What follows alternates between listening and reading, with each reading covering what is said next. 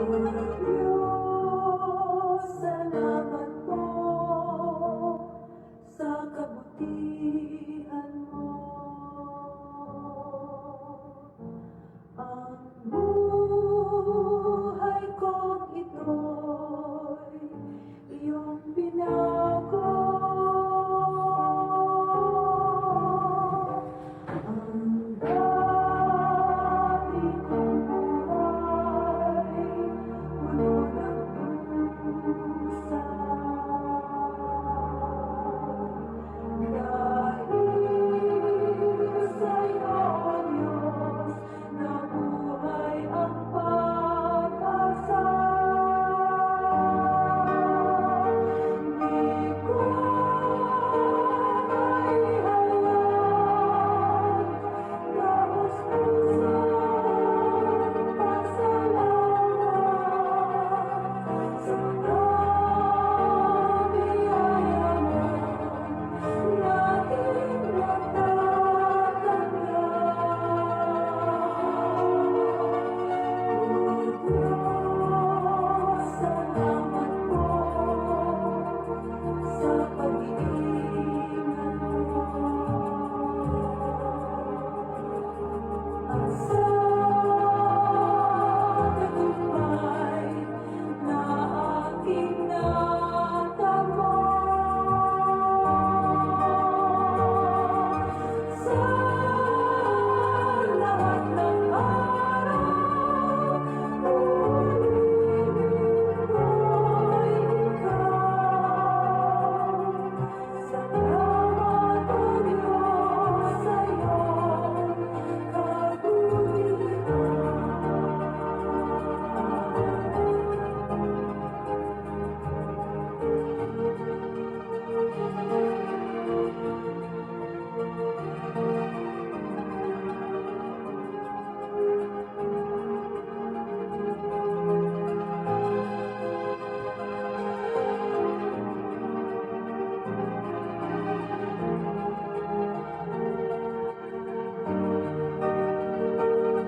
Di ko maihayag taos pusong pasalamat. Good morning po. Malamig ang panahon dito mga kakape.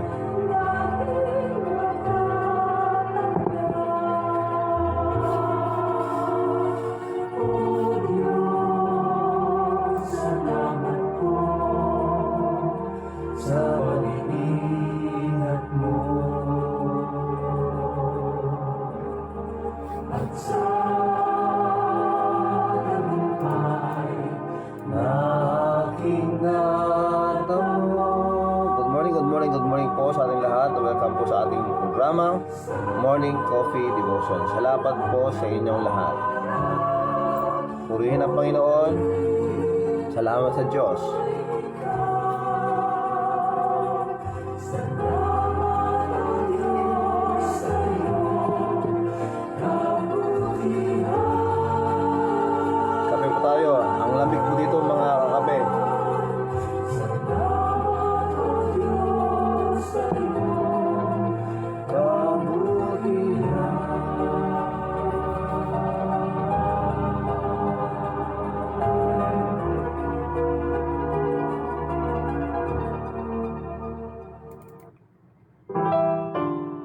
Ayan po. Magandang umaga po sa ating lahat. Ito po ang inyong lingkod, si Brother Rafi, si Kagawad Paeng. Malapit muli sa inyo para rin pag-usapan ng salita ng Diyos. Kumusta po ang araw natin mga kakape? Dito po sa atin, ngayon, Sabado na umaga. Ang oras po ay alas 5:35. Malamig po, mahangin. Yung tinatawag natin, kung siguro sa inyo, ang tawag ninyo hangamihan. Pero dito, pag ganito ang hangin, ganito ang mga petsa, ganito ang mga buwan, may tawag dito yung panahon na paglabas ng mga yung tinatawag naming isdang maliliit. Kung sa ibang lugar ang tawag yata sa kanila dulong, pero dito sa aming dito sa Kailopanuhan, ang tawag namin dito ay ipon. Ayun, ipon po, maliliit na isda. Napakamahal, lalo na pag konti lang nakukuha nila. Ganun po. Kaya malamig dito ngayon. And anyway, ganun po talaga ang ating bansa pag panahon ng January, malamig. Pero talagang sadyang napakalamig po rito. Ang sarap po magkape.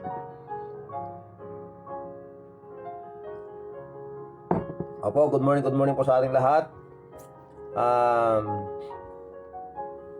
Salamat Kian Sabion Corofos. Nandito na yung mga modules mo. Kian, uwi ka na. Anyway, Kian, ingat ka dyan sa Amerika.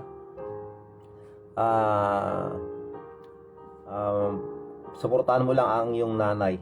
Nandyan nagtatrabaho. Kian, thank you very much. Ma'am Telma Harap al contact nila. Maraming salamat na yung bagabigat ng pastor. Kaya nagkita amin nga mga kape. Thank you very much, ma'am.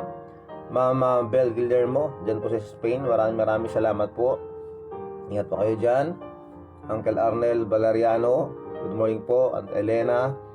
Brenda Rosales, good morning Tito Ralph and to all kakape. Happy weekend everyone and keep safe. Thank you very much for that.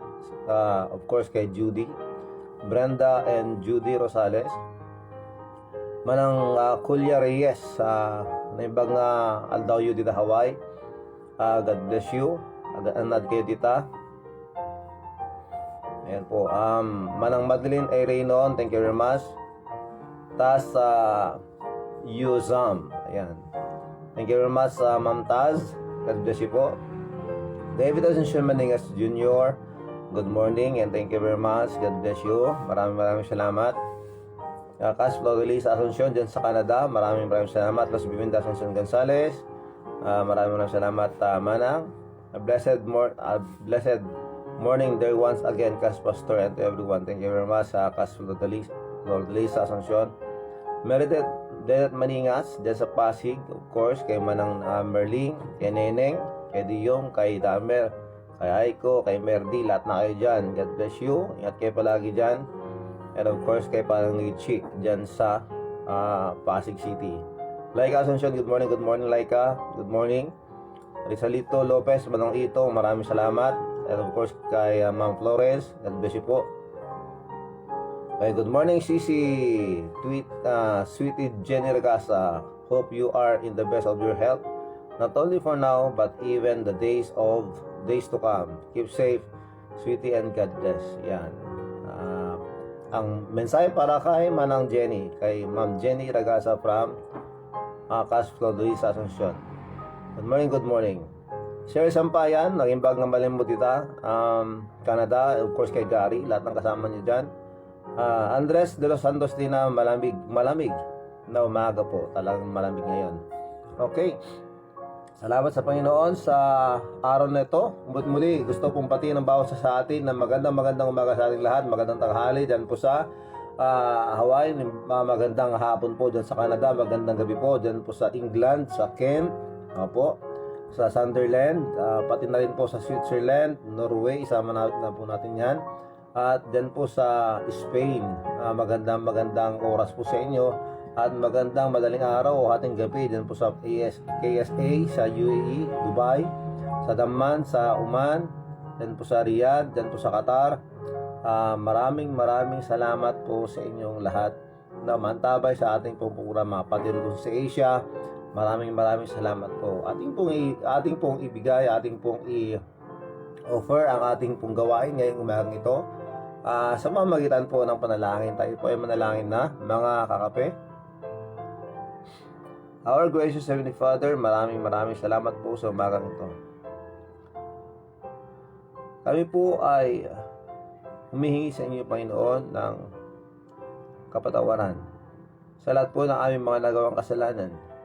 Panginoon, balutin niyo po kami ng kababaang loob nang sa ganon ang iyong bibiyaya ay magtrabaho sa aming pong buhay. Muli Panginoon, sa lahat po ng aming mga naisip na hindi tama, sa lahat ng aming mga nasabi na masama, sa lahat po Panginoon ng aming po mga kilos, galaw, at pati na rin po ang aming pong kaugalian, gawain na hindi po tama, patawarin po ninyo kami. Maraming salamat po Panginoon sa pagkakataong ito na kami makalapit sa inyo. Dapat lang na ikaw ay aming pong purihin dahil po binigyan nyo kami ng buhay. And this life that you have given us, sana hindi po masayang, but we can use this life that you gave us today, that we may be a blessing to you, Panginoon, and blessing to others, that we may serve you honestly, Panginoon, with a pure heart, with a pure motive. Maraming salamat po, Panginoon, sa pagkakataong ito. Unang-una sa lahat, Panginoon, nilalapit po namin sa inyo lahat po ng mga viewers, lahat po ng mga listeners sa oras na to. Even to their families, that you please bless them with good health and peace and joy. Maraming salamat po. Na kahit ano man po ang kanilang pong mga daladalang problema ngayon, mapaproblema po sa kanilang trabaho, sa kanilang pong business, sa kanilang pamilya, problema sa kalusugan, problema po sa takot, o naman pong problema na nasa kanila ngayon. Alam po namin, Panginoon, that you know them. You really know them well. Kaya, Panginoon, sa oras na to, kami po ay humingi sa inyo ng inyong grace, ng inyong biyaya na ibigay mo po sa bawat sa amin, that we may all overcome these problems because of your help. Because we believe, Lord, that you are greater, the greatest, the biggest. Lahat po, Panginoon, ikaw yung pinaka sa lahat, dahil ikaw po ang aming pong Diyos. Wala pang imposible sa inyo. Kaya kami po ay confident na lumalapit sa inyo, Panginoon, that with all our heart, because of the faith that you have given us, and you want us to live by faith and not by sight. Kaya, Panginoon, sa oras na to, we pray, Lord, whatever the problem that we are facing right now, we pray that you please help them, strengthen us, encourage us, that we may continue on, Panginoon. Maraming salamat po. Ilapit natin sa Panginoon ang kalagayan po ni Ma'am May Aljen, kay Janelle Sharp. Patuloy po kayo magtrabaho sa kanila, and of course, Lord, sa kanila po kasama sa pamilya, that you please protect them and please bless them, and please, Lord, continue to heal them and strengthen them, Lord.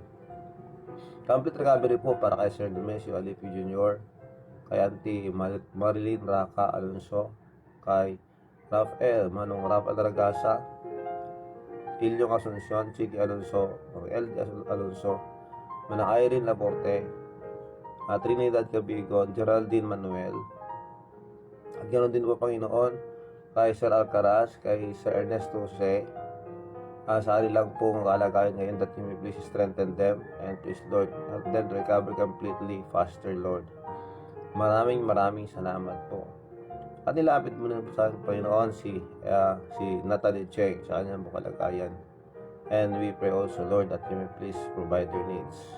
At ngayon po, nilapit din po namin sa inyo ang mga kapatid po, Sir Raji Sanwali at ang bata, Panginoon, na nasira po sa mata, that you may please encourage him, and please, Lord, that the other eye will not be affected also, Panginoon, sa kanyang pong danas na sakit. And we pray also for the mother of Brother Junver Yesanya, that you may please strengthen her, and please, Lord, bigyan mo sa kanya, Panginoon, positibong kaisipan, at sa ganon matulungan din po niya kanyang sarili. But most of all, Lord, we are praying, Lord, that you may please heal them, strengthen them, Panginoon, and encourage those who are taking care of them. Thank you very much, Lord. At ang mga COVID patient, mga patients po na nasa mga isolation room o mga sa quarantine places, that you may please, Lord, encourage them, strengthen them, that they may survive this COVID-19. And of course, sa mga naka-quarantine po, please encourage them, and give them more patience, Lord. Dahil alam po namin, matatapos din lahat na ito. Maraming salamat po. Bless our country. Bless all the listeners everywhere they go, or everywhere they went, or everywhere they are in right now, that you may please protect them, and please provide also the needs of their families here, Panginoon, sa Pilipinas at sa abroad. ibigay mo rin po ang kapayapaan. Panginoon, dinadalangin namin sa inyo that you may please encourage one another, encourage us all, Panginoon. Maraming salamat po. Please protect us from this pandemic again, Panginoon, and please give wisdom to our mayor, opo, at sa kami pong governor. Dahil po sa mga kumakalat ngayon na virus dito po sa aming pong syudad, that you may please strengthen us, that please Lord, tulungan mo po ang bawat individual na sumunod po at i-remind po na sumunod sa anumang guideline na naibigay para po sa aming po kaligtasan sa kalusugan. Maraming salamat po. Panginoon, ngayon po, nilapit mo namin sa inyo ang kalagayan ni Christine Ednilao.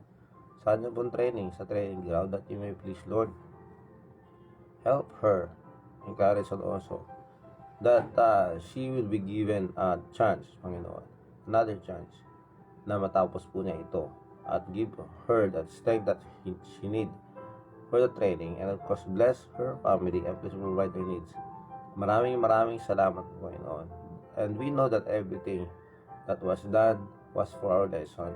At yun din po kami lahat, Panginoon, sa aming pagkakamali. We trust, Lord, and we believe that these things that happen to us, ito po ay para po sa aming pag-aaral at kukuhanan ng leksyon, Panginoon, sa aming pong buhay. Maraming salamat po, Panginoon. Again, Lord, sa mga lahat po ng sitwasyon ng buhay ng bawat sa ngayon, if they have problems to resolve, Lord, help them, Lord. Help them. Help us all. Maraming salamat po. Bless our punong barangay. And of course, Lord, our community where we are in. And everyone, Panginoon. Maraming salamat po. Maraming salamat po. Please bless the teachers. Please protect them and the frontliners. Please, Lord, give them good health and more patience. Maraming salamat po, Panginoon. We give you all the glory. Please bless the churches. Bless the pastors, Panginoon, the ministers. We pray that you may please strengthen also the missionaries, that your word, that the gospel will spread, Panginoon. And please, Lord, help us and remind us always to be part of the world evangelism. Maraming salamat po, Panginoon. Ito ang dalangin. Maraming salamat. Please help us today. Give us the lesson. We thank you very much, Lord, in Jesus Christ's name. And we pray, Lord, for 30. And of course, Lord, we pray for his complete recovery. Opo, maraming salamat po, Panginoon. At saka, Panginoon, sa lahat po na nangailangan po ngayon ng kagalingan o kalusugan na kailangan, Panginoon, maayos o mapagaling o malunasan, Panginoon, sa halin na po mga sakit. Maraming salamat po, Panginoon. We give you all the glory and thank you very much, Lord, for this time. Again, Lord, please bless every viewers, listeners up to this time, and to those who will watch and those who will listen later. Maraming salamat po, Panginoon. Dalangin sa pangalan ni Jesus. Amen and amen. Thank you very much, mga kakape, sa inyong pong walang sawang pagsama, lalo na sa panalangin, dahil alam po natin that when it comes to prayer, it is a blessing for everyone, all of us, because we are so glad also to know that there are someone who's praying for us.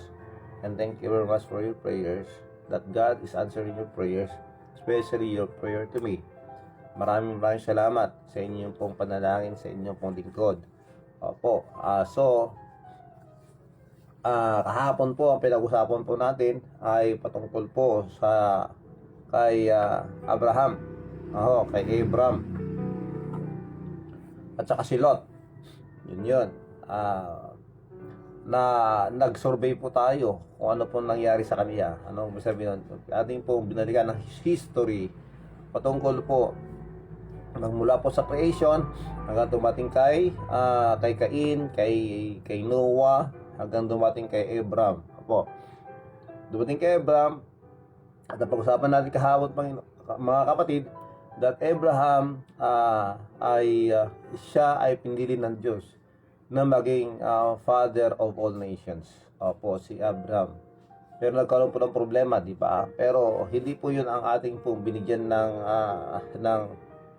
ng emphasis yesterday. But ang tinignan po natin ay yung patungkol po sa buhay ni Abraham with Lot, his nephew. Opo, na nakita natin doon, laging magkasama sila sa lahat po ng lugar na pupunta ni Abraham, nandun palagi si Lot. Dahil nga po siguro marami natutunan tong kapamangkin niyang si Lot sa kanya dahil nga po sadyang pareho sila mayaman dahil nga God prospered them. Because of their diligence or because of their industriousness. Parang ganon mga kape. So, what happened? When they are in the place na hindi na po sila magkakasya, nagkaroon na ng problema ang kanilang mga herdmen, yung mga tag-alaga ng mga hayop nila, yung mga alaga nilang mga hayop. Hindi na sila magkakasundo, nag-away-away na sila. Dahil nga, sa dami ng mga substances nila, sa dami ng mga kettles nila, mga beast, mga alaga nila, nag-unahan sila kung saan nila papakainin doon sa malaking o malawak na field kung nasaan sila naroroon. So, napansin iyon ni Abraham. And what happened? Kinausap niya ang maayos. Kaya kung may problema, laging may solusyon yan. Pag-usapan niya na maayos na masinsinan. Hindi po pwede yung mag-away kayo o palakasan ng boses para kung sino mas malakas ang boses, yan dapat papakinggan. Hindi po ganon. Hindi naman dapat ang pag-solve ng problema ay hindi yung dahil sa ikaw ay mas matanda, dapat ikaw ay nasusunod. Hindi po ganon. Kailangan palagi yung mga kakape, dapat may problema, pag-usapan ng maayos, ng masinsinan, ng may kapayapaan, and that willingness that you are there, you are talking to you are with that person to talk peacefully, with humility and a tender heart na makinig, give and take, di ba? So what happened? Nag-usap sila. Hindi in-insist ni Abraham o ni Abram yung kanyang kagustuhan bilang isang tito. Hindi niya sinabi na ako ang tito mo, dapat ako nasusunod. But he told Abraham or Lot yung mas magandang gawin. Ano bang dapat natin gawin? Malawak pa naman ang lupain dito. Pwede naman tayong maghiwalay para hindi mag-away-away ang mga natin. Para pagkaroon tayo ng mas maayos na sitwasyon kung may kanya-kanya na tayong lugar. So tingnan natin, tingnan mo Lot, lahat, mamili ka, tumingin ka. Pinauna niya si Lot na mamili ng lugar kung saan sila titira o mamamalagi. At doon sila magpaparami o whatever. Ano po? So, dito po natin makita na si Abraham talaga that meron po siyang puso na mayroon pong meron siyang puso na nasa tama. Yun ibig sabihin ng mga kapatid na ayaw niya na magkaroon ng kaaway, lalo sa kanyang mga mahal sa buhay, sa kanyang pamangkin na si Lot. So what happened? Tinignan ni Lot yung kapaligiran, and what happened? Napili niya yung lugar na kung saan alam niya na matabang lupain. Tapos malapit pa doon yung city, yung Sodom and Gomorrah, dalawang city in where napakalaking mga cities ito na kung saan siguro naisip niya para mas madaling makapunta doon, makapamalingke, whatever. Yun siguro ang nasa motive, nasa isip ni Lot. Pero yun nga, naghiwalay sila.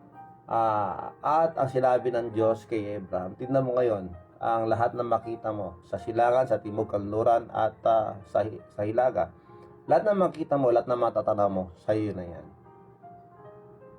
Ganun yung blessing ng Panginoon kay Abraham. So what happened? Yun po ang pinag-usapan natin kahapon. At dumating ngayon another chapter doon sa Genesis, mga kakape, na nagkaroon ulit ng problema doon. Nagkaroon ng war doon sa lugar nila na kung saan yung mga hari naglaban-laban at naisama sa labanan ang Sodom and Gomorrah, in where malapit na doon nakatira si Lot. What happened? Kinidnap nila si Lot. Yung pamangkin ni Abraham. Okay, tingnan niyo naman. Ano nangyari? Ano ginawa ni Abraham nung mabalitaan niya yon? Na si Lot ay ay nasa kamay ng mga kaaway, ng mga kalaban ng ibang kaharian. Doon po 'yun sa sa Genesis chapter 14, 15, nandiyan po 'yun eh. Ngayon, ang ginawa ni Abraham bilang pagsagip sa kanyang pamangkin, dahil man naman yung pamangkin niya lahat ng kanyang mga alipin sa bahay niya na train to fight, those servants who were born in his custody. Yan po, yung mga lumaki sa kanyang pong, let's just say, kaharian, sa kanyang kaharian, sa lugar niya. About 300 plus, na trained na mga tao, parang mga PSG ba? Diba? So they went to the place where they brought Lot. So lumaban sila, napaglaban, natalo nila yung kalaban with this 300 plus soldiers, sabi natin soldiers, fighters of Abraham. At nabawi nila si Lot, pati yung mga kinuha nilang mga ari-arian na nanggagaling doon sa lugar na kung saan nila tinalo yung mga taong yun, yung grupo na yun, yung kaharian na yun. So what happened? Naibalik niya si Lot, pati yung mga kayamanan, mga ari-arian na nakuha ng kalaban. And there came another king, came to Abraham at nakipag-usap siya. Sige, ikaw ay biyayaan ko lahat ng nakuha mo na kayamanan doon ng mga ari-arian doon sa iyo na. Ibigay ko lahat sa iyo. Ano sinabi ni Abraham? Hindi ko matatanggap yan. Baka sabihin mo, ikaw ang nagpayaman sa akin. Napakaganda, di ba? Ako ay nagwagi laban sa kanila dahil sa Panginoon. Kaya sa Panginoon ako magpasalamat at magtiwala. Napakagandang leksyon din nun, mga kape. So, now, ang nasa caption po natin na pag-usapan po natin ay Abraham and Sarai. Yun. Natumbok natin yung isa sa mga sinadjust ko kahapon, sinabi ko kahapon na maaaring ang ating pag-usapan bukas ay Abraham and Sarai, o kay Abraham and or Lot or Sodom and Gomorrah, di ba? So, ito po ang ating pag-usapan ngayon. Abraham and Sarai. Ito po yung mag-asawa. Okay? So, sila po ang ating pag-usapan ngayon. Pag-chismis natin, pag-usapan natin history. Okay? History. Genesis chapter 12, verse 2. Okay? We are talking about Abraham and Sarai, his wife. There was a promise from God to Abraham. Ano yung promise na yon? In Genesis chapter 12, verse 2, ito sinabi ng Panginoon kay Abraham that time. And I will make thee a great nation. And I will make thee a great nation. God is telling Abraham that he will become a great nation.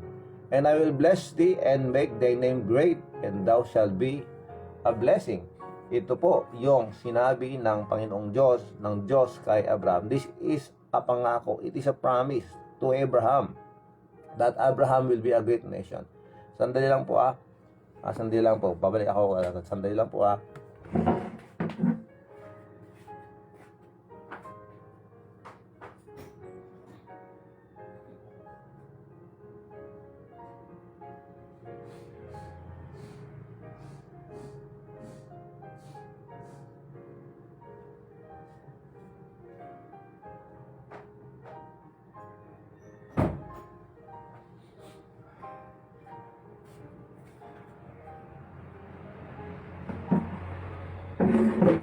Malamig. Ayan. So, ito po ang ating pong pag-usapan. Ikwento ko lang po sa inyo. Kukunin po natin yung lesson mamaya pagkatapos ito. Because I'm so excited. Learning or studying these things. Yung history. Patungkol po sa pinagsimulan po natin hanggang nakarating po tayo sa panahon ngayon. Okay. So, I cannot promise you that yun po ang gagawin natin. Pero sana kahit papano, makukuha po natin doon yung mga puntos na kailangan nating malaman o mapakinggan nang maintindihan po natin yung ginagala o plano ng Diyos sa sangkatauhan para magawa po yung mga propesiya o yung mga pahayag na kung saan hanggang isilang po ang ating pong Panginoong Kristo. Dahil sa kanyang pong misyon para sa ating lahat, yung kaligtasan po ng bawat kaluluwa. Okay? So, as we are there, yun. There is a promise of God to Abraham. Ano yung promise niya? That Abraham will become a great nation. But there's a problem. Meron naman problema. Ang tao po hindi nawala ng problema. Opo, lahat po tayo, hindi po tayo mawala ng problema. Darating ang problema, masosolve. May darating ulit. Ang exciting dito, kung ano yung nalagpasan mo ng problema, may susunod ulit na problema na mas malaki pa. Because ang mga bagay-bagay na to kailangan dumating sa ating buhay in order for us to be equipped, to be ready. Opo, dahil kung lahat ng ito ay malampasan natin ng maayos, ayon sa tulong ng Diyos, ayon sa kalooban ng Diyos, magiging magandang o effective testimony po tayo at makakatulong din po tayo sa iba dahil napagdaanan natin ng mga problema ngayon na kung yung problema ngayon ay pinagdaraanan din ng iba, we can tell them what is the right thing to do. Opo, kaya pasalamat tayo palagi sa mga blessing na problema na yan because we believe that God will not give anything to us for na ikakasira natin. Opo, lahat niyan para sa ating kabubuti. Though, masabi natin na hindi natin kinakaya ito, mas magandang isipin natin na hindi natin nakakayanan ito nang sa ganun, we can go to God and to depend upon God to help us. Yun po yun. Dahil kung ang sarili lang po natin ang ating pong sinusunod o sa sariling pag-isip natin ang ginagawa natin solusyon sa mga problema natin, minsan sa ginagawa natin yan, lalong lumalala yung mga problema. That's why we need the wisdom of God. We need God always. That's why we are always insisting here or saying here that in every problem, in everything, in situations in life, circumstances in life, we need to put God first. Kailangan una palagi ang Diyos. Kailangan nating panalangin. Okay, so kagaya dito, pinag-usapan natin yung problema kasi nga dito, God promised Abraham to be a great nation. Okay? Pero nagkaroon ng problema. Ang problema, ang kanyang pong asawa ay baog. Sarai was barren. Dito, Genesis chapter 11 verse 9, Abraham and Nahor took them wives, and the name of Abraham's wife was Sarai. Ito po ang asawa ni Abraham, Mr. and Mrs. Hindi po sila magkaanak. Okay? Bakit? Ang sabi dito, but Sarai was barren, she had no child. Wala po siyang anak. Yun po. So, one time, God visited Abraham to reward him. Dahil sa nangyari, yung napag-usapan ko, yung binanggit ko kanina, yung tungkol sa mga gera, war, kingdom against kingdom, dumating nga yung time na yun. Tinalo ni Abraham yung mga isang kaharian na kung saan sila po ang kumuha kay Lot na kanyang pamangkin. They went there with his 300 plus men, trained men to fight. They went there, they won. So that time, pagkatapos ng labang yon, habang sila ay nandun, siguro matagal-tagal din na buwan o kaya nakaraan pagkalipas ng ilang linggo, ilang buwan. And the Lord visited Abraham to reward him. Itong sinabi doon sa Genesis chapter 15 verse 1. After these things, the word of the Lord came unto Abraham in a vision. Nanaginip si Abraham. Fear not, Abraham, I am thy shield and thy exceeding great reward. And thy exceeding great reward. Bakit sinabi ng Diyos ito? Dahil nalaman na ng mga ibang kaharian na merong isang Abraham na malakas na kayang lipulin ang isang kaharian. So, what will happen with that? Siyempre, maraming magpaplanong labanan siya. So, God appeared to Abraham in a vision, habang nanaginip. Sabi ng Diyos sa kanya, huwag kang matakot, Abraham. I am thy shield. Ako ang iyong kalasag. Ako ang iyong shield. And thy exceeding great reward. Ako ang magiging malaking, sobra-sobrang reward mo. Ito ang sinabi ng Diyos. And seems like si Abraham po, para ano pa? Para inisip niya, para ano pa yung mga reward na yan? Abraham seems like refusing to receive the reward from God. Parang inaayawan niya yung reward ng gagaling sa Diyos. Parang ganon. Ako ay gagantimpalahan mo para saan? Para saan? Sinabi niya, who will inherit all these riches you gave me? Sino ang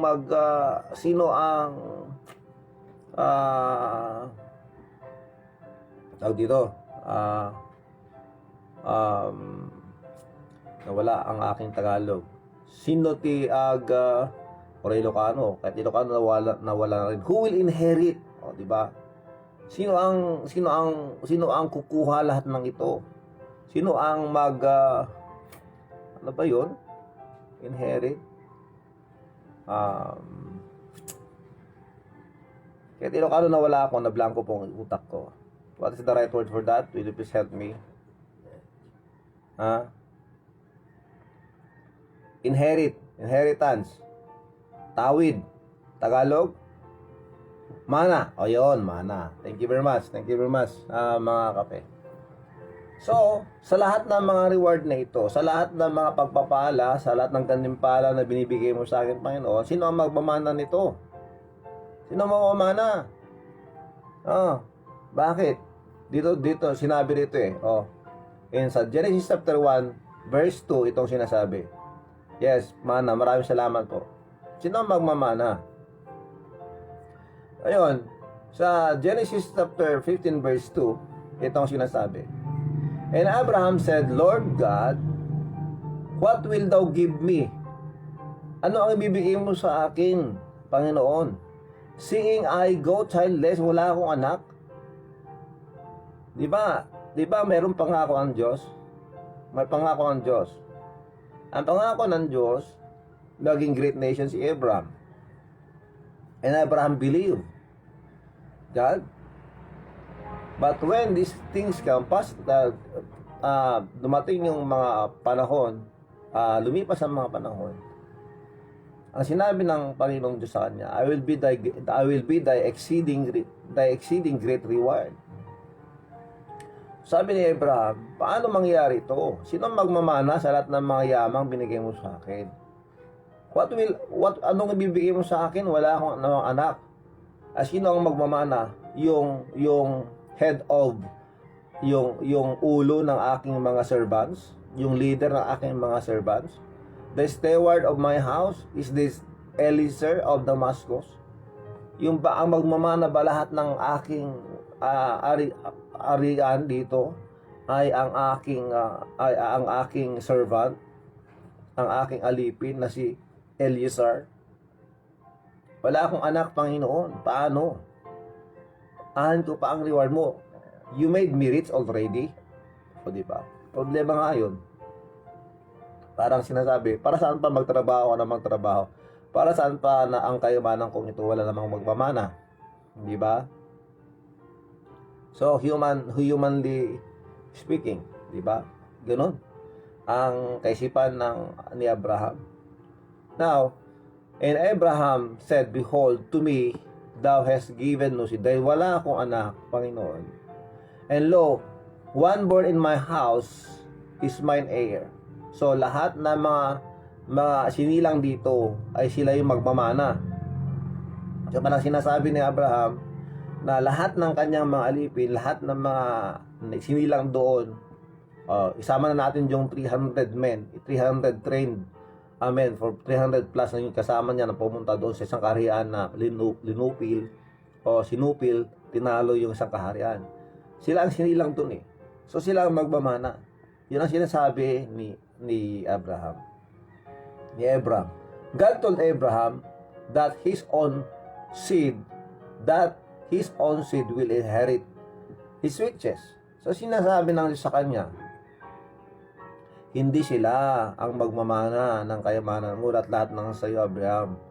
Ang magmamana niyan ay yung sarili mong dugo, yung galing sa iyo. Yan ang pangako sa iyo. Yan ang sinabi ng Diyos sa kanya. So, ito ang nangyari. And behold, the word of the Lord came unto him, saying, this shall not be thine heir. Hindi sila ang magmamana. Abraham, hindi yung mga alipin mo, hindi rin yung mga anak nilang sinilang dyan sa kaharian mo o dyan sa puder mo. Hindi sila. But he that shall comfort of but he that shall comfort out of thine own bowels shall be thine heir. Yun ang gagaling sa iyo mismo. Yun ang magiging tagapagmana. Yun ang magiging tagapagmana ng kayamanan mo. And he brought him forth abroad and said, tignan mo ngayon, tignan mo Abraham, tumingala ka sa langit, tignan mo yung mga bituin, lahat niyan, ganyan, maging ganyan karami ang maging mga anak mo, ang henerasyon mo. So, this what happened, and na-refresh po yung pangako ng Diyos sa isip ni Abraham. O nga, sinabi mo na sa akin yan noon. And Abraham believed the Lord, and he believed in the Lord, and he counted it for him for righteousness. So Abraham believed God. Yon. Naniwala, nanampalataya.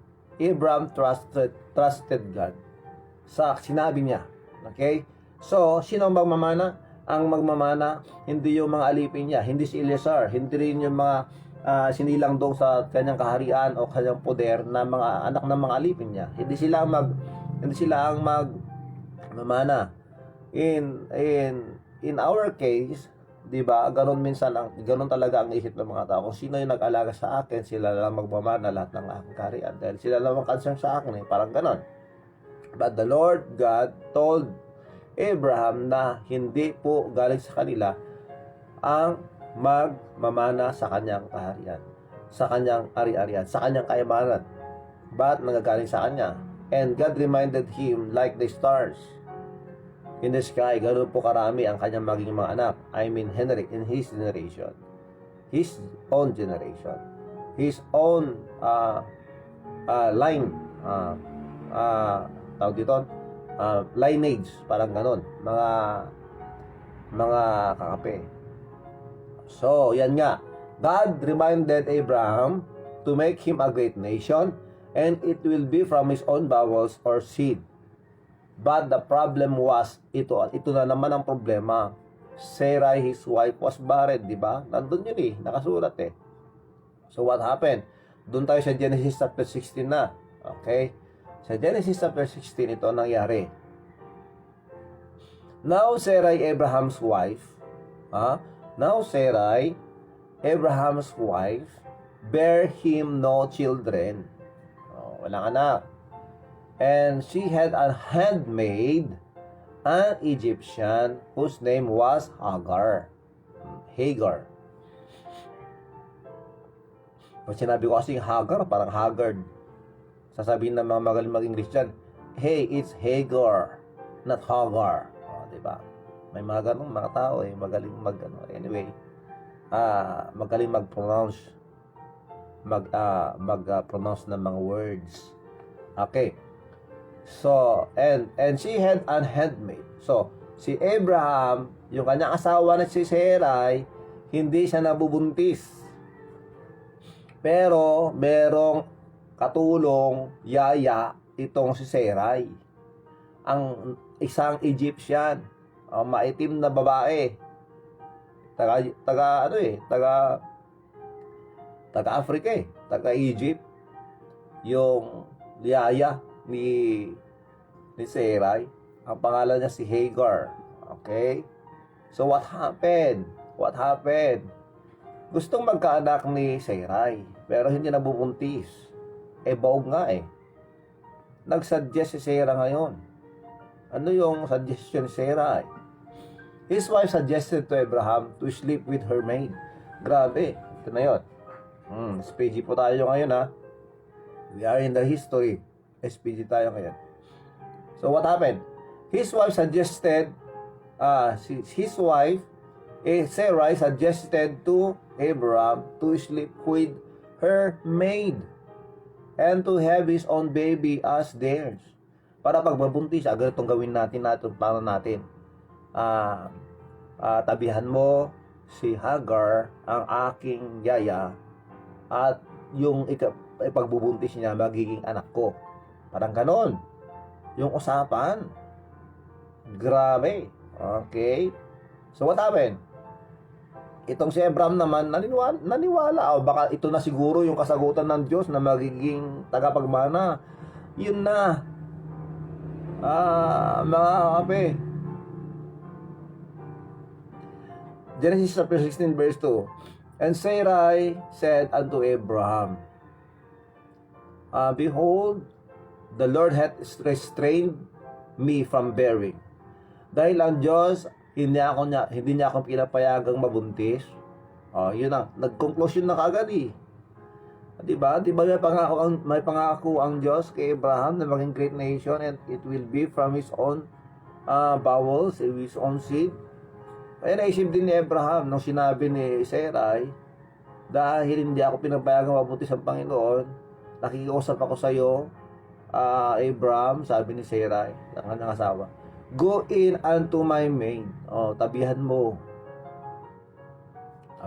ang aking yaya. And shall be that I may obtain children by her. Para magkaroon ako ng anak nang galing sa kanya. Yun. And Abraham hearkened to the voice of Sarai. Nakinig si Abraham suggestion ni Sarai. Giniginaw na ako, mga kakape.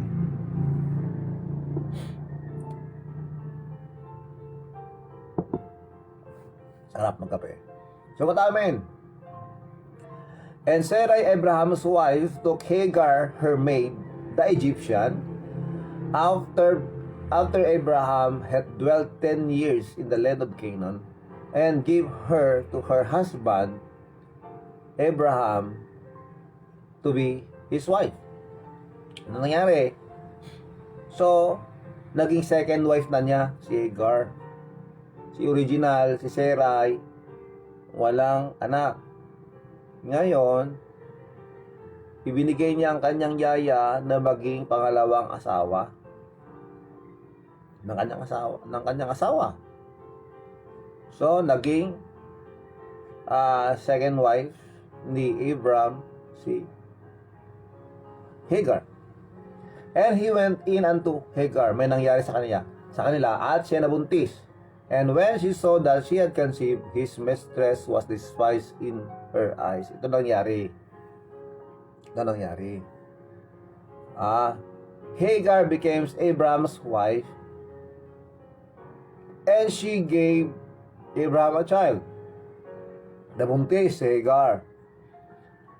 Pero nung nangyari yon, laging kinukot siya ni Hagar si Sarah. Baog kasi. Di ba? Baog ka kasi. Di ba nag-aaway na sila? Another problem was made. Dumating yung ibang problema ng problema.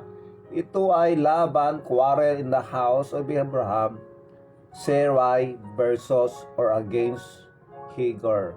Di ba? Bunga yon. Anong bunga yon? Bunga yon ng maling gawain. Akala nila maayos yung ganung plano. Pero hindi pala. Nagkaroon ng away. Kinukot siya.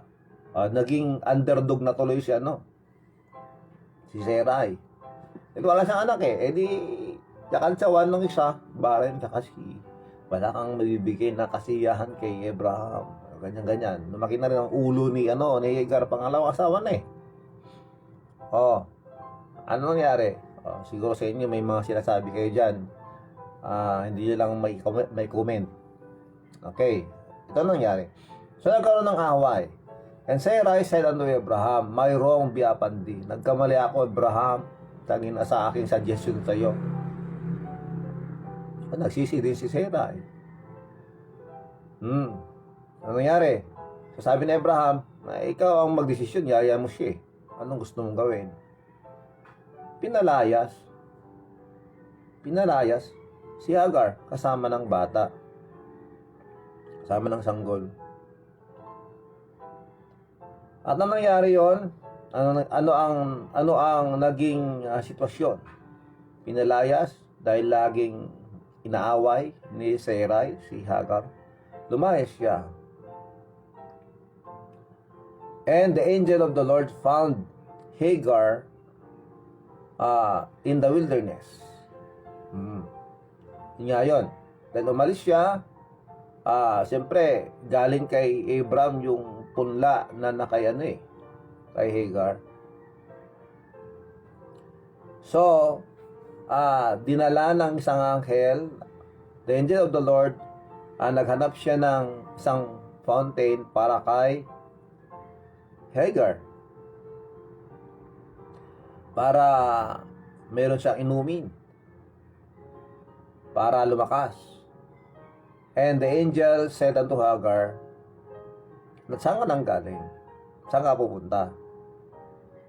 And she said, I flee from the face of my mistress, Sarai. Umalis ako, nilayasan ko, umalis ako para lumayo ako, mapalayo ako sa aking mistress, sa asawa ng asawa ko. And the angel of the Lord said unto her, return to thy mistress. Bumalik ka doon. At magpasakop ka sa kanya. O, di ba? Wala nangyari. Merong nangako ang angel of the Lord kay Hagar, I will multiply thy seed exceedingly. Magparami ka rin. Dadami ang iyong mga anak. At pangalanan mo ang iyong anak na Ismael. Yun na yun, Ismael. Familiar ba yung pangalan na yun? Ismael? Yun, si Manong Ismael. Alam niyo ba yung pangalan mo ay isang warrior? And he will be a wild man. Ayan. And he will be a wild man. His hand will be against every man, and every man's hand against him, and he shall dwell in the presence of all his brethren. Yun si Ismael. Yung pangako ng Diyos kay Abraham na nanggagaling sa kanya na si Sarah mismo ang mga anak. Yun ang ating pag-uusapan siguro bukas. Ang magiging anak nila at ang kanyang maging anak ay papangalanang Israel. Okay? Ang magiging apo ni Abraham ay yun ang magsisimula ng Israel. Ang pangalan niya ay Israel. Okay? Ngayon, itong anak ni Hagar, ang ipinangalan ay Ismael. So, Ismael and Israel. Okay? Sino itong Ismael? Sino yung kanyang mga naging anak? At ano ang nangyari sa kanyang mga anak? Itong Ismael na to, siya yung nagparami sa paligid ng nation of Israel. Mga Muslim. Yun. So, kay Abraham din nanggaling yun. Abraham to Ismael, Abraham to Israel. Yun po yung history. Mga kakape. Ang liit-liit ng Israel, sa palibot nito, ang dami-daming mga Islamic nation. Yun ang nangyari. Sa history, mga kakape, ano ang nangyari? Ano ang lesson dito? Sa lesson na tayo. Okay? That is the history. History noon, chismis noon. Di ba? history noon, pinatitismisan natin ngayon. Parang yung ano ni Atensa to. Pero hindi ganun. We are learning, we are studying the Bible. Okay? Para malaman natin yung mga nangyayari noon. So what is the lesson? What is the lesson here that we can get? Unang-una sa lahat, bago tayo pumunta rito, so Ismael and Israel. Di ba hanggang ngayon, hindi pa tapos yung laban, away-away pa rin. Simula yun doon eh, noon pa yun eh. O, di ba? So it's because of the mistake o kasalanan ni Abraham. Okay. This is the lesson. First, always believe the promise of God. He will perform it. Laging maniwala at manimpalataya sa mga pangako ng Diyos. Never doubt the Word of God. Ito rin ang nangyari kay Eva, di ba? At kay Adan, kung maaalala nyo. They doubted the Word of God. And it's because here, ang sinasabi, the first lesson that we can get from this story that we just received, or we just heard. Always believe the promise of God. He will perform it. Merong pangako ang Diyos sa bawat sa atin. At panghawakan natin yun. Ang pangako ng Diyos sa atin na sa lahat ng nagsitanggap sa Panginoong Yesus ay maliligtas. We should claim that. Because the everlasting life that He has given us is a promise. Okay? So, wag kang magduda sa pangako ng Diyos. When God said, lahat ng nagsitanggap sa Kanya ay bibigyan ng buhay na walang hanggan, bibigyan niya ng walang hanggan. Nasa atin ang buhay na walang hanggan dahil yan ang pangako ng Diyos, and we can claim that. Don't ever doubt the promise of God. Opo. Doubting God's word will bring us to confusion. Dahil pag nagduda ka na, siyempre, pag yung pinagdudahan mo, ang kanyang salita, ano mangyayari? Maguguluhan ka na. Totoo ba? Pag sinabi ni Sir Rafi? Totoo ba ang sinasabi ni Brother Rafi? Totoo ba ang sinasabi ni Kakod Paeng? Totoo ba ang sinasabi ni ganito, and so? Ganon, di ba? So, let us always hold on the promises of God. Let us always cling to the promises of God. Dahil totoo ang mga pangako ng Diyos, hindi siya magsisinungaling, mga kape. Okay, if without God's word, it will bring us to confusion, and somebody will suggest another option. So, nagsuggest si Sarah, di ba? At ang nangyari naman, dahil sa suggestion, human suggestion is not the final thing to akapan. Tandaan natin yan. Ginawa niyang final yun eh. So, dahil pangako naman ng Diyos na maging ama ako ng mga nasyon. Then, this will be the solution. Yun ang ginawa. Pero hindi naman yun. So, let us remember, kung magdududa tayo sa salita ng Diyos, somebody will tell us something as another option in where mas magaling maniwala at para mas madaling yun ang solusyon. But never, tandaan natin yan. Yung mga suggestions yung mga sinasabi ng iba sa ating paligid sa lahat ng mga tao, hindi dapat yun ang mga final at gagawin natin lahat ng mga suggestion ng tao. Baka lalong mapapariwara ang ating problema pag if you have a problem. May sinabi si ganito, mag-isabi ko, ginawa ko lahat ng yun, pero hindi na-solve yung problema ko. So, the right solution, always that we can have the right solution is come from the Word of God. Yung salita ng Diyos. Sa Diyos mismo, manggagaling. Tandaan po natin yung mga kape. And, tandaan natin to, if we did or we do the things that they suggested to us, agad-agad, ano mangyari? It will create another problem. Tandaan po natin yan. So, the main lesson for this history that we just have learned this morning. Wag kang magtiwala o susunod ka agad sa mga situation, sa mga suggestions ng mga tao sa paligid mo. Always believe the promise of God, because He will perform it for you. Tandaan mo yan. So, ano pa ang hinihintay natin? Yung pangako ng Diyos na buhay na walang hanggan. Kung hindi mo pa tinanggap ito, bakit ayaw mo tanggapin ngayon? It is a promise of God. God said we are all sinners. And because of our sins, we will be punished. Tayo po ay mapaparusahan sa impyerno. But God did His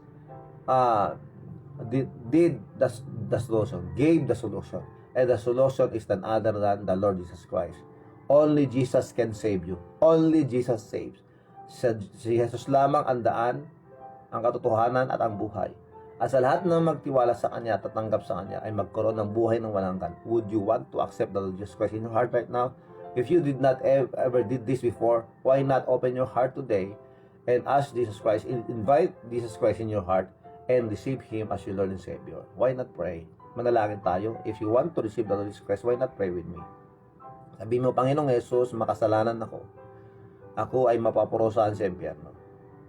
Patawarin mo ako, Panginoon, sa aking mga kasalanan. I thank you, Lord, for this time.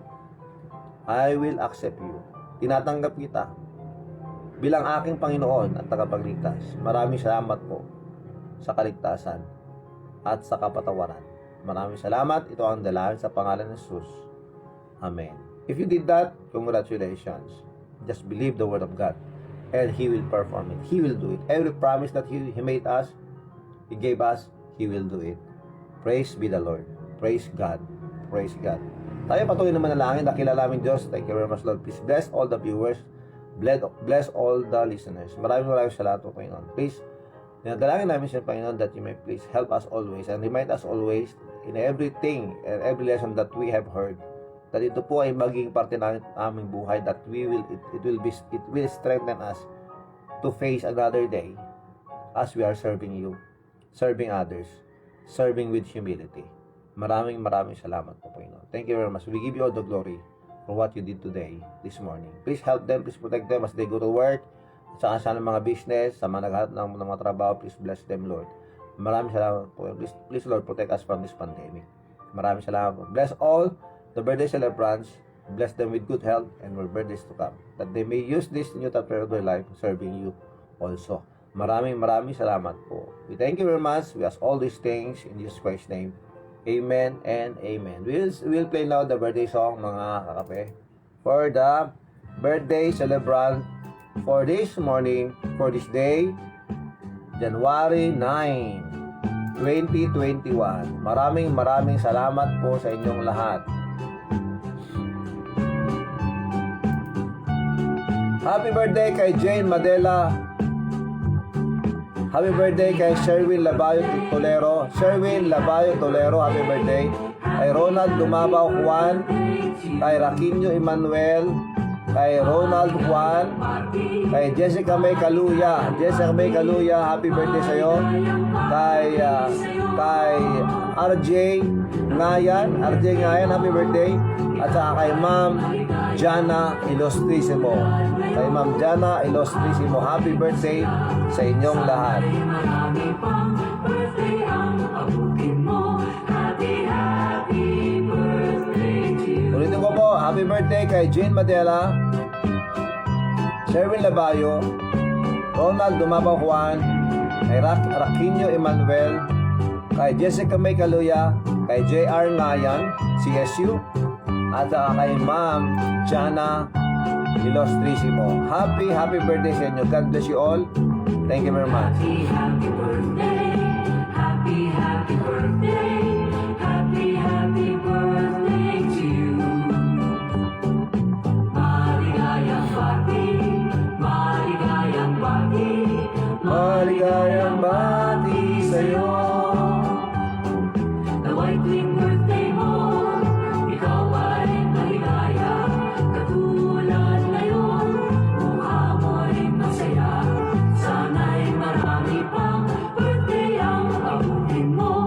Happy birthday. Happy birthday. Thank you very much, Manong Ismael, Manong Norma. Thank you very much. Sa'yo. Amen. Happy birthday sa inyo lahat na magbe-birthday ngayon. Thank you very much. God bless you all. Okay, maraming salamat po. Stay safe everyone, especially po sa inyo, Pastor. Magandang umaga sa inyo po o sa lahat ng mga kape. Sermina Pascual, thank you very much for that. Jose J.R. Aguilar Tugas, maraming salamat. Malapit ka nang lumabas dyan sa quarantine. Congratulations. Nakalabas ka na. Thank you very much, Sir Luis Tugas. Merlito Apyasa, maraming salamat. Radyo San Juan, thank you very much, Sir Isyo. God bless you. JR Aguilar Tugas, do pray for me. Still at the hotel quarantine for 11th day and still waiting for the swab result. Mga kasabay ko sa swab, nakauwi na kahapon, Pastor. Not even any update, wala pa akong natatanggap. Okay, yes, we will do that. Thank you very much, Sir Tugas. Okay. It is not healthy to stay in a quarantine knowing that you are safe and negative naman sa COVID.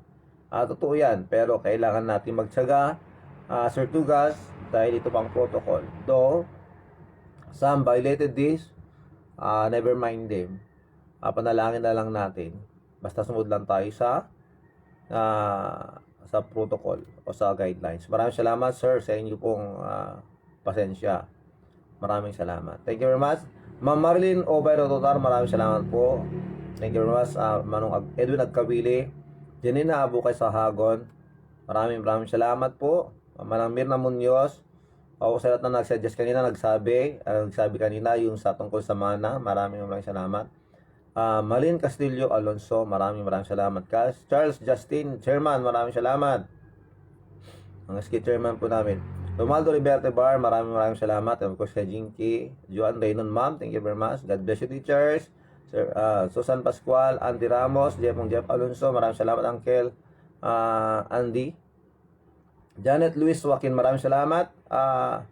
Ma'am Janet Luis Joaquin, maraming salamat po. Pakikamusta na lang po, Mr. nyo, para sa akin, maraming salamat. Sonny Boy Bagay Dalere, Jerobic H, maraming salamat po. Pick and carry your cross. Maraming salamat, sir. Jerobic Chano, God bless you po. Thank you very much. Uncle Samuel Sammy Alonso, thank you very much. Engineer Mildred, thank you very much. Alonso Ramos, our barangay captain, maraming salamat po. Engineer Ruli Ramos din, maraming salamat po. Mirna Munoz, Hermina Pascual, lahat po kayo dyan. Manang Telma, Merculina Didison, maraming salamat po. Ednalyn Alonso, maraming salamat po dyan sa Hawaii. Lahat po kayo dyan sa Hawaii, maraming salamat po. Maricel Resquil Baltasar, maraming salamat po. Manong Rodel Ledor Asuncion, thank you very much po. Ingat kayo dyan, Manong, thank you very much. Always take care, ingat sa pagdadrive. Sheng Lagura, maraming salamat. JJ Osnola Alonso, maraming salamat. Lisa Calawag Alonso, maraming salamat. Marilyn Ancheter Serodon, maraming salamat po, ma'am. Okay. Marilyn Salvador Kumlat, maraming salamat. Okay, muli ito po ang inyong lingkod, si Brother Ravi Silgaud Paeng. Nagpapalad na po sa inyo at lagi nagpapaalala sa lahat ng sitwasyon sa buhay, whatever the situation or circumstances that will come in our lives, urahin po natin palagi ang Diyos. God first, tandaan po natin yan. Stay safe, do good to others, follow the guidelines, support the LGUs, respect the one liners, share your blessings, pray for our family, pray for our community, let us pray for our country, and let us pray for the world. God bless you all. Merry Christmas. Happy New Year pa rin. Ingat po kayo palagi. Kita-kits tayo bukas. Bye-bye. God bless you and I love you.